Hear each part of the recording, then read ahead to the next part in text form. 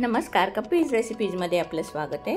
आज मी इथे गव्हाच्या पिठाचे पौष्टिक लाडू केलेत। ते कसे केलेत दाखवते।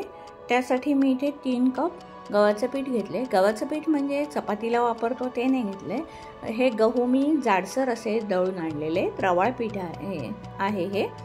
आणि हे पीठ मी मालेद्यासाठी सुद्धा असंच वापरलं होतं आणि शिवाय मेथीचे लाडू करण्यासाठी सुद्धा मी असंच पीठ वापरलं होतं। आता ते आपल्याला भाजून घ्यायचे। भाजताना आपण हे पीठ कोरडंच भाजायचे। कोरडं भाजल्यानंतर पीठ आपल्याला भाजायला खूप हलकं पडतं आणि आधीच तूप घातल्यानंतर त्यामध्ये गुठळ्या होण्याची शक्यता असते, म्हणून आपण तूप नंतर घालायचे पीठ भाजून झाल्यानंतर। हे पहा, हळूहळू आपल्या पिठाचा कलर बदलत चाललेला आहे आणि आता आपण त्यामध्ये तूप घालायचे। मी इथे 1 कप तूप घेतले, पण त्यामधलं आता 2 टेबलस्पून तूप घालणार आहे आणि ते तूप घालून एकजीव करून घ्यायचे पिठामध्ये।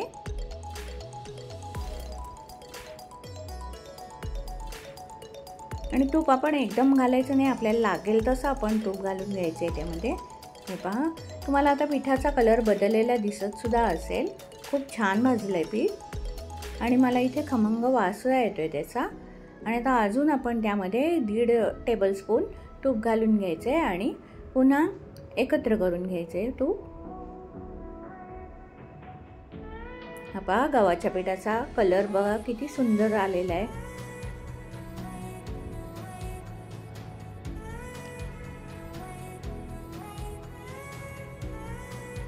आपण तूप नंतर घातल्यामुळे त्यामध्ये गुठळ्या अजिबात झालेल्या नाहीये।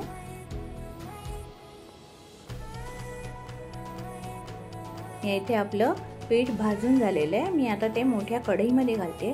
परातीत ठेवलं तर आपल्याला कालवायला खूप अडचण होते, त्यामुळे मी इथे मोठ्या कढईत काढून घेते आणि ते थंड करून घ्यायचे आपल्याला।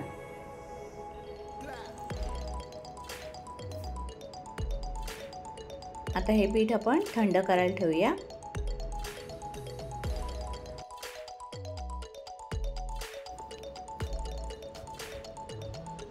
हे पहा, इथे पीठ थंड झालेले आहे। थंड झाल्यानंतर थोडंसं कालवून घ्यायचे। काही थोड्याशा गुठळ्या झालेल्या असतील त्या फोडून घ्यायचे आणि त्यानंतर त्यामध्ये 1 कप पिठी साखर घालायची आहे आणि ती पिठी साखर घालून कालवून घ्यायचे आपल्याला। आणि एकत्र करून झाल्यानंतर पुन्हा त्यामध्ये अजून मी पाऊण कप पिठी साखर घालते आणि एकत्र करून घेते पिठी साखर। इथे चमच्यानी पिठी साखर एकत्र होत नाहीये, मी आता हातानेच पिठी साखर एकत्र करून घेते।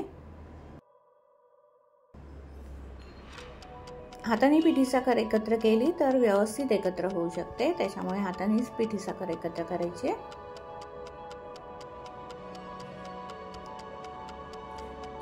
आता त्यामध्ये 1 टीस्पून वेलची पावडर घालते।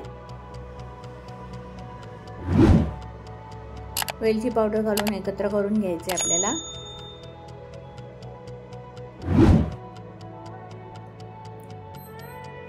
आणि वेलची पावडर घालून झाल्यानंतर मी इथे काजूचे तुकडे घालते। मी पिठामध्येच मिक्स करणार आहे आणि त्यानंतर मनुका सुद्धा घालणार आहे, कारण बेसनसारखे हे लाडू असे घट्ट होत नाहीत, ठिसूळ होतात। त्याच्यामुळे वरून जर आपण मनुका आणि काजू लावल्यात तर ते पडण्याची शक्यता असते किंवा लाडू फुटण्याची शक्यता असते, म्हणून आतमध्येच मी काजू आणि मनुका टाकून घेतलेत। आणि आता पीठ कालवताना कळलं की थोडंसं तूप लागणार आहे, म्हणून 1.5 चमचा तूप घालते आणि व्यवस्थित एकत्र करून घेते। आणि ते तूप घालून एकत्र झाल्यानंतर त्याचा असा लाडू करून बघायचा आपण।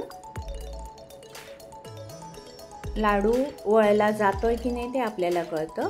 हे पहा, आपल्याला तूप बरोबर झालेलं आहे आणि मी इथे लाडूची चव बघितली, साखर आपल्याला थोडी कमी वाटते, म्हणून इथे मी 2 टेबलस्पून साखर घालते आणि ती साखर आता आपण एकत्र करून घ्यायची। आणि एवढं 3 कप पिठाला मला अर्धा कप तूप लागलेलं आहे आणि 2 कप साखर लागलेली आहे। आता आपण लाडू तयार करायला घ्यायचे। आपलं एकदम पीठ व्यवस्थित झालेलं आहे।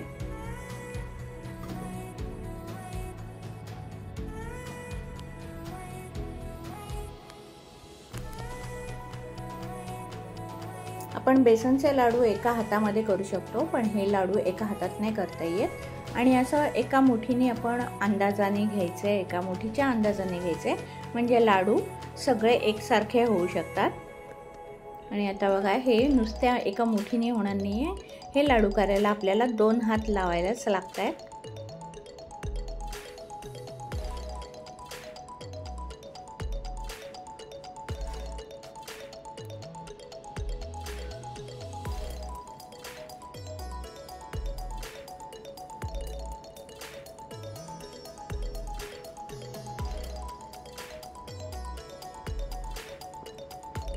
आणि लाडू झाल्यानंतर असा हातावरती घोळवून घ्यायचा आहे म्हणजे त्याला छान चकाकी येते। अशा प्रकारे मी आता सगळे लाडू करून घेते।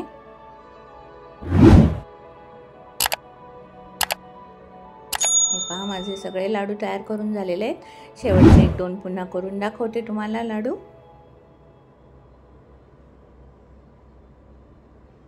हे पहा शेवटचं पीठ जरा जास्तच मोकळं होत गेलेलं आहे।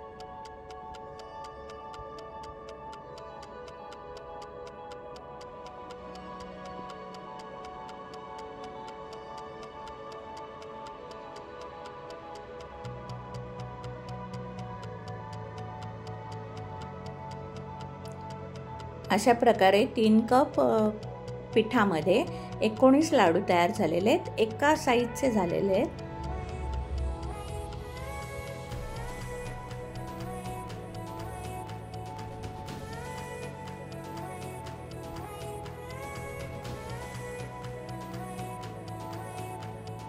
बघा किती सुंदर झाले तो लाडू, कोणाला पटकन कळणारच नाही हे गव्हाच्या पिठाचे लाडू आहेत ते। चला तर मग रेसिपी आवडली असेल तर रेसिपीला लाईक करा। कप्पीज रेसिपीज तर्फे आपणा सर्वांना बुद्ध पौर्णिमेच्या हार्दिक शुभेच्छा। धन्यवाद।